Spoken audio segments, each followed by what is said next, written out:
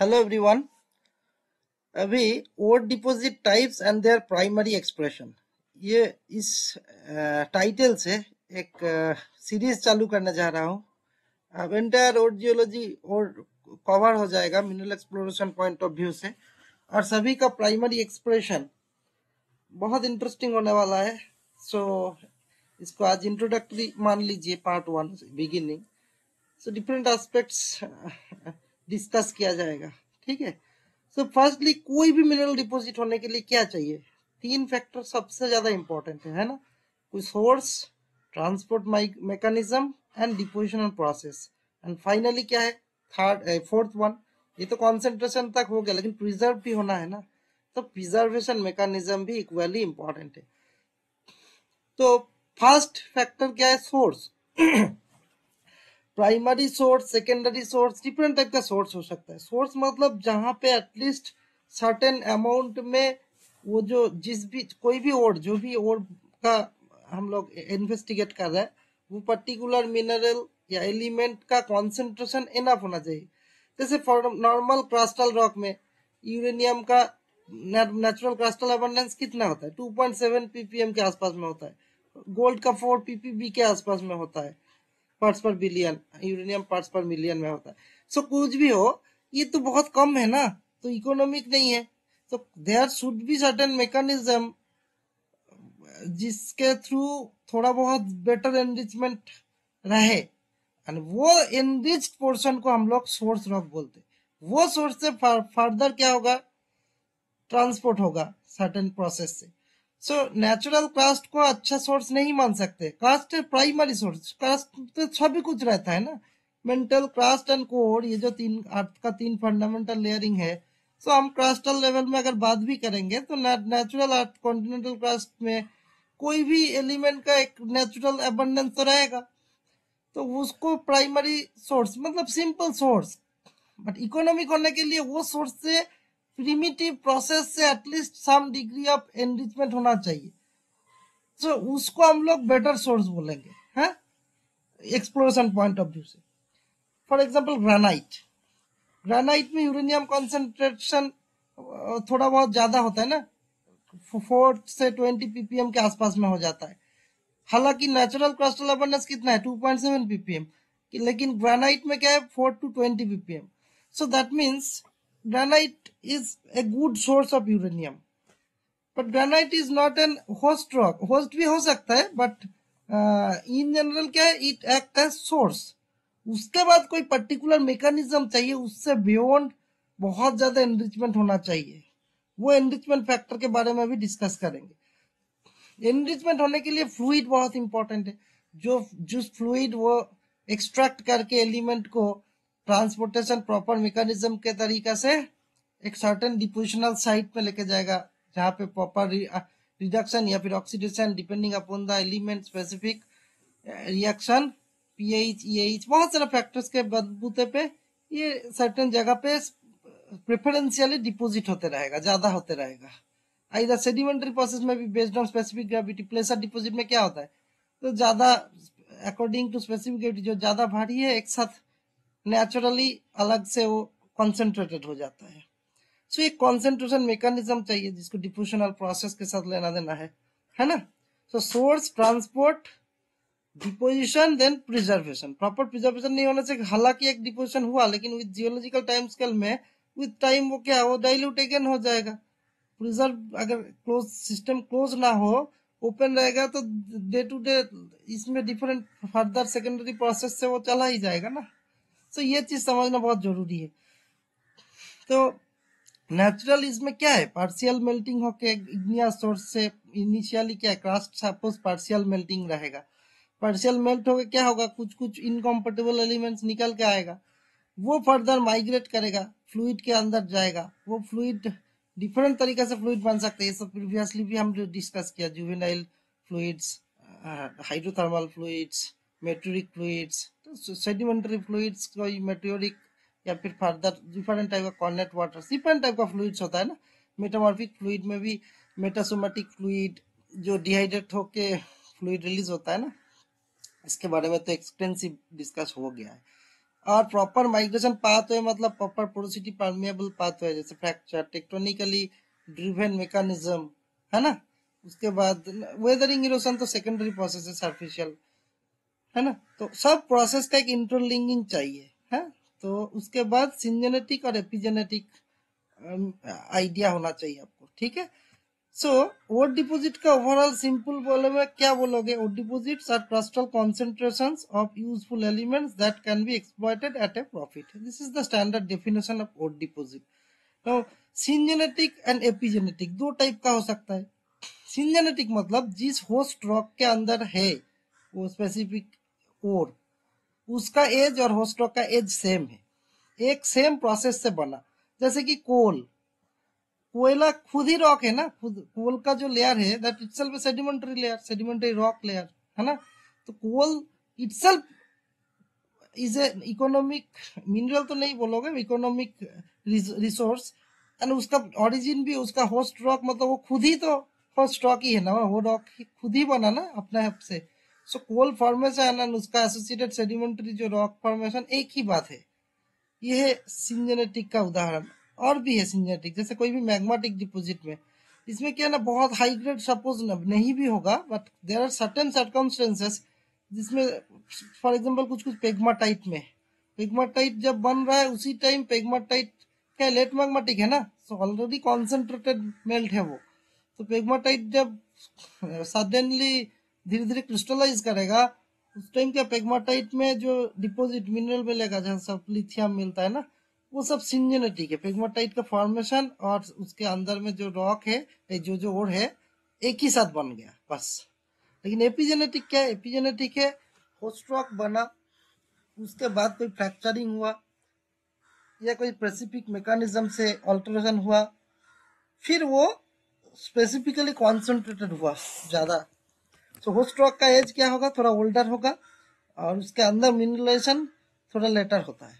इसको एपिजेनेटिक मान सकते हो, ठीक है। सो डायजेनेटिक, मेटामॉर्फिक, डिफॉर्मेशनल इम्प्रिंट्स, ये सब कुछ समझने से आपको सिंजेनेटिक एपिजेनेटिक तो क्रिस्टल क्लियर हो जाएगा। जरूरी नहीं कि सेडिमेंटरी रॉक मतलब सिंजेनेटिक या एपिजेनेटिक, ऐसा रॉक का टाइप से कोई लेना देना नहीं रहता है, ये बात क्लियरली ध्यान रखना चाहिए। सिंपल बात है, होस्ट रॉक एंड उसके अंदर में कंटेनिंग और मिनरल का डिफरेंट एज के बेसिस में होता है। सेम होने से सिंजेनेटिक, लेटर होने से एपिजेनेटिक, मिनरलेशन अगर लेटर हुआ तो। नाउ ओवरऑल नैरो डाउन करने से कोई भी डिपॉजिट हो, कोई भी, ये देखो अच्छी तरह देखने से 1 2 3 4 5 6 7, ये 7 फंडामेंटल मैकेनिज्म से ही होगा। उसके अंदर जैसे कि फंडामेंटली मैग्माटिक, मेटासोमेटिक, हाइड्रोथर्मल, एपिजेनेटिक, सेडेक्स जिसको होता है एक्सैलेटिव, डायजेनेटिक, मेरीन सेडिमेंटरी, रेसिडुअल, सुपरजीन और प्लेसर। ब्रॉडली इसी के अंदर में कोई भी डिपॉजिट आ ही जाएगा, आप देखना, है ना। सो इसको जस्ट इस चार्ट लिस्ट डाउन करके रखा हो, आप चाहे तो इसको पॉज करके कभी भी देख सकते हो क्या किसमें क्या होता है। तो इसमें तो ये तो जस्ट मार्कअप करने का चीज है नहीं एक्चुअली, बट अब जिस टेरेन में जिस जगह पे काम करोगे ऑटोमेटिक आपको फिंगरप्रिंट में ये सब चीज आ ही जाएगा ना। सो वोट डिपॉजिट को क्लासिफिकेशन का बेसिस क्या है? तो फिर so first composition of the deposit, किस चीज का एलिमेंट कौन किसका कर रहे हो, उसका basis. From the deposit size, shape, orientation, orbital distribution, host rock का जियोलॉजिकल स्ट्रक्चर्स, है ना, और interpreted genesis of deposit process या कंट्रोलिंग मैकेनिज्म, ये सब बेसिस में फंडामेंटली आप डिवाइड कर सकते हो। लेकिन जो host rock and host structure, ये चीज बहुत समझना जरूरी है। बहुत सारी जगह पे देखा अजीब सा स्टुपिडिटी होता रहता है, जैसे कि ये स्टैटिग्राफिकली कंट्रोल। स्टैटिग्राफिकली कंट्रोल मतलब क्या है? होस्ट रॉक और होस्ट स्ट्रक्चर को बारे में समझना बहुत जरूरी है। जैसे एक ग्रेनाइट है, ग्रेनाइट के अंदर फ्रैक्चर है, वो फ्रैक्चर में सपोज एक मिनरलाइजेशन है, ठीक है। तब ग्रेनाइट का एज का कोई मतलब नहीं है ना, इवन आप एज करोगे भी, देखना ग्रेनाइट सपोज 2.5 बिलियन ईयर्स का ग्रेनाइट है, उसके अंदर लेड जिंक या फिर यूरेनियम या फिर गोल्ड का मिनरलेशन सपोज एज देखा गया है, मैं खुद अपना लाइफ में देखा हूँ 1.6 बिलियन ईयर्स आ रहा है मिनरलेशन एज, एंड होस्ट रॉक का एज क्या है 2.6 2.5 बिलियन ईयर्स। सो होस्ट रॉक का कोई लेना देना नहीं, host structure is important here. Host structure मतलब जो फ्रैक्चरिंग एपिसोड है ना, उसका वो एपिसोड जिस स्ट्रक्चर में फ्रैक्चर के अंदर सपोज मिनरलाइजेशन है या क्वार्ट्ज वेन के अंदर मिनरलाइजेशन है, वो क्वार्ट्ज वेन का टाइमिंग देखना सेम होता है मिनरलाइजेशन के एज के साथ। सो इधर होस्ट स्ट्रक्चर इंपॉर्टेंट, फिर भी लोग होस्ट स्ट्रक्चर भूल के रॉक रॉक रॉक करते रहते हैं। रॉक इरेस्पेक्टिव ऑफ लिथोलॉजी किसी में भी हो सकता है, जैसे कि गोल्ड मिनरलाइजेशन कभी कभी तंजानियन टेरेन में भी देखा जाता है, डिफरेंट रॉक में हो रहा है, बीआईएफ में है, उसके बाजू में टूफ में है, मेटा सेडिमेंटरी रॉक में भी है ना। बट हम लोग पता नहीं क्या प्रेजुडिस रहता है, बीआईएफ को बोलता है स्ट्रेटिग्राफिकली कंट्रोल है, स्ट्रेटिग्राफी रोल प्ले करना है। अरे बीआईएफ तो एक सेडिमेंटरी रॉक है, बीआईएफ गोल्ड को एनरिचमेंट कैसे करेगा, है ना। तो स्ट्रक्चर होना चाहिए ना। देखो फर्स्ट ये भी चीज देखो, metals are largely derived from the mantle और crust by partial melting and fluid related leaching. ये तो प्राइमरी फंडामेंटल चीज है। तो बीआईएफ तो क्या है, सिंपल सेडिमेंटरी डिपॉजिट है ना, है ना, प्रेसिपिटेशन होके हो रहा है ना।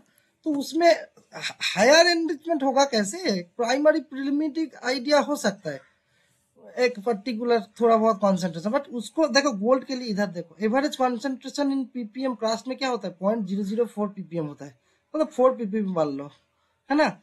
तो उसको मिनिमम कॉन्सेंट्रेशन क्या होना चाहिए इकोनॉमिक होने के लिए, 0.5 पीपीएम, ठीक है।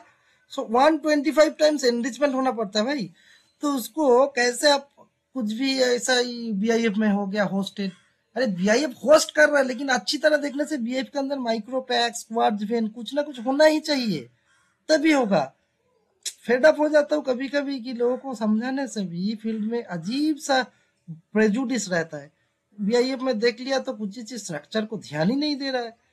So the vast array of ore deposit types and their particular elemental composition results from the complex interplay of favorable combinations of source, transport and depositional mechanism.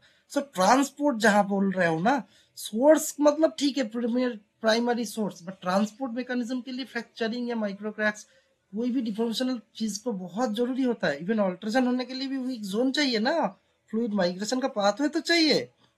So tectonics या structure को नजरअंदाज करना बहुत गलत बात है ना। तो सिंजेनेटिक और एपिजेनेटिक के बारे में तो अभी बात कर लिया। सिंजेनेटिक मतलब जो होस्ट रॉक का एज और उसका एज सेम रहेगा, एपिजेनेटिक मतलब होस्ट रॉक का बाद में कुछ पर्टिकुलर प्रोसेस से फर्दर होगा। तो सिंजेनेटिक में जैसे देखिए felsic volcanic, felsic volcanic rock itself जब वॉल्केनिज्म हुआ उसी टाइम जो चीज उसके साथ आ गया बस। तो बहुत हाई ग्रेड होना थोड़ा मुश्किल होता है कभी कभी। Mafic volcanic hosted, mix volcanic sedimentary hosted, जो सेडिमेंट वॉल्केनो सेडिमेंटरी मतलब तो सॉलिडिफिकेशन हुआ नहीं ना, तो रॉक जब बन रहा है मैं बोल रहा हूँ, तो सेडिमेंटरी रॉक भी तो जब रॉक बनेगा उस टाइम अगर कोई बन गया तो कॉन्ग्लोमरेट होस्टेड। तो कॉन्ग्लोमरेट का formation mechanism itself quadruple conglomerate for example. तो कॉन्ग्लोमरेट जब बन रहा है उसका डायजेसिस होकर पेट्रिफिकेशन, वो प्रोसेस के साथ ही कॉन्ग्लोमरेट का डिफ्यूजनल मैकेनिज्म के साथ ही भारी भारी मटेरियल प्लस हर चीज उसके साथ आ गया, तब उसको सिंजेनेटिक बोलोगे, है ना। तो सेडेक्स डिपॉजिट कुछ भी सेडिमेंटरी एक्सेलेटिव मतलब कोई भी वेंट से आ रहा है डिफरेंट एलिमेंट, फिर फर्दर सेटल डाउन हो रहा है, फिर it will be turn into stone, पत्थर में बन रहा है। सो एक ही मैकेनिज्म है, वो स्ट्रॉक और इसका एसोसिएटेड रॉक एक ही साथ बना है। अब किसी को भी ये चार को देखो, इस साइड का एपिजेनेटिक को भी देखो फॉर एग्जांपल, सभी का अलग है ना।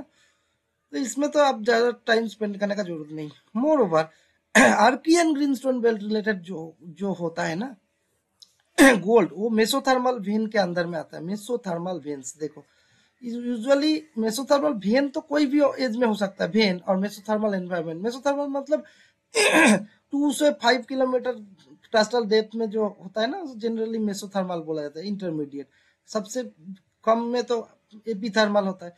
मेसोथर्मल में जैसे कि 200 से 450 ऐसा, 50 से 200 को तो एपिथर्मल बोलता है टेम्परेचर को, 200 से 400 500 को जनरली मेसोथर्मल बोला जाता है टेम्परेचर कंडीशन को। हाइड्रोथर्मल का एक पार्ट है। एंड एज वाइज भी 3.4 बिलियन से लेके कभी भी हो सकता है ये चीज। बट आर्कियन जो ग्रीनस्टोन बेल्ट एसोसिएटेड गोल्ड है उसको इसकी के अंदर में डाला जाता है ना। तो अभी फर्दर देखो उसका डिटेल में नेक्स्ट उसी में घुसेंगे। Archean greenstone belt related gold को देखो 3 टाइप से सेम नाम से अलग अलग नाम से बुलाया जा सकता है, लेकिन बात सेम है, जैसे greenstone gold, Archean lode gold, shear zone hosted gold. So कुछ भी बोलो अल्टीमेटली देखो shear zone hosted, Archean lode मतलब क्वार्ट्ज वेन के साथ होता है, ग्रीनस्टोन मतलब भी सीट बेल्ट सिस्टोस्टेन, कुछ ना कुछ स्ट्रक्चर का इंपॉर्टेंस बहुत होता है, without structure nothing is doing. And by the way हम तो इंडियन है, हम तो साधारण आदमी है, व्हाइट स्किन आदमी, कोई रिस्पेक्टेड आदमी बोलने से आपको ज्यादा बिलीव होता है। तो ये भी देखो, ये पर्टिकुलर मैं स्क्रीनशॉट डाला हूँ, बहुत फेमस वीडियो है सो कॉल्ड कोड डिपॉजिट 101 में, देखो चैप्टर 4 में देखना, यूट्यूब में अवेलेबल है, ग्रीनस्टोन शेयरजोन गोल्ड। उसमें भी देखो वो भी बोल रहे हैं स्ट्रक्चर स्ट्रक्चर स्ट्रक्चर, स्ट्रक्चर से ज्यादा इंपॉर्टेंट कुछ नहीं है, वो स्टॉक का कोई मतलब ही नहीं इस टाइप का सिचुएशन में। ठीक है, सो उसी का एक स्लाइड को भी फर्दर देख लो। हमारा तो अगर आप भले ही ना ये करो तो पॉपुलर आदमी का भी एटलीस्ट बात तो सुन लो। तो ये देखो मेसोथर्मल कंडीशन जिसको दिखाया जाता है ना, इस कंडीशन में ये मेसोथर्मल वेन्स के साथ आर्कियन गोल्ड लेना देना रहता है। ठीक है, इसमें एपिजेनेटिक सॉरी एंडोजेनिक और एक्सोजेनिक प्रोसेस को तो हम ऑलरेडी हाईलाइट किया हूँ। तो इसमें डिफरेंट टाइप का हैलो बनता है, leakage hello, wall rock alteration hello, है ना। सेकेंडरी डिस्पर्सन और प्राइमरी डिस्पर्सन के बारे में मैं एक्सटेंसिवली प्रीवियस वीडियो में भी डिस्कस किया हूँ। सो इसमें मैं डिस्पर्सन मैकेनिज्म के लिए फर्दर और एक वीडियो में लाऊंगा, उसमें और भी डिटेल में सब डिस्पर्सन को एक जगह पे कन्फर्म कंटेंट करके बनाएंगे। सो ओवरऑल क्या है देखो, उसके हिसाब से भी देखो, melt rice cool structure rice के लिए काम होता है ना। कोई भी चीज पार्शियली मेल्टिंग होना है, प्रिमिटिव जो प्रीमियर प्राइमरी जो सोर्स है उसमें कुछ मतलब नहीं होता है, उसके बाद वो सोर्स को फर्दर कुछ पार्शियल मेल्ट होके इनकम्पेटिबल या कोई भी एलिमेंट को डिफरेंशिएशन होना है, वो एलिमेंट अलग से प्रेफरेंशियली निकलेगा, मेल्ट के थ्रू जाएगा, राइज होएगा, पर्टिकुलर लोकेशन में आएगा, कूल डाउन होगा, देन एनरिचमेंट होगा, है ना। इसमें देखो मैग्माटिक और हाइड्रोथर्मल का डिफरेंस भी देखो। मैग्माटिक प्रोसेस तो ठीक है, इनिशियल इसमें हो रहा है, उसके बाद देखो हाइड्रोथर्मल प्रोसेस भी बहुत इंपॉर्टेंट है ना। ये जस्ट एक थोड़ा एग्जांपल के लिए मैं दो स्क्रीन ये रखा हूँ, फोटोग्राफ रखा हूँ ओवरऑल मैग्माटिक एंड हाइड्रोथर्मल एनवायरनमेंट का, आप चाहे तो कभी भी देख सकते हो, है ना। और पोरफाइट डिपोजिट, कार्बोनेटाइट डिपोजिट, किम्बरलाइट, ये सब मैग्माटिक, और when types, corn deposit, VMS, ये सब क्या है, हाइड्रोथर्मल रिलेटेड है। सो ओवरऑल नेक्स्ट वीडियो में हम लोग primary geochemical discussion around major ore deposit types, इसके बारे में हम लोग जियोकेमिकल डिस्पर्शन के अंदर में पार्ट 2 में एक्सटेंसिवली डिस्कस करेंगे। सो फॉर टाइमिंग इतना तो याद रखो, Archaean greenstone belt related mineralisation में होस्ट रॉक का क्या मतलब है। Host structure is important, rock मतलब एक वीआईएफ बना, उससे कैसे हाई ग्रेड गोल्ड एनरिचमेंट होगा। एनरिचमेंट होने के लिए कितना बोला मैं, अब सिंपल देखो, मेरा बात नहीं सुनने से भी एटलीस्ट व्हाइट स्किन फॉरेनर जो ज्यादा रिस्पेक्टेड होता है सो कॉल्ड, तो उसका बात तो यकीन करो। ठीक है, देखो 125 टाइम्स इनरिच होना छोटा बात नहीं है, गोल्ड एक बीआईएफ में हो जाएगा क्या। तो एटलीस्ट दिमाग को एटलीस्ट खुला रख के काम करना चाहिए। So this much expected from our younger colleagues or our contemporary colleagues or even elders. So from their action, further respect we can deserve, otherwise it can be just time pass. Thanks for watching. Thank you.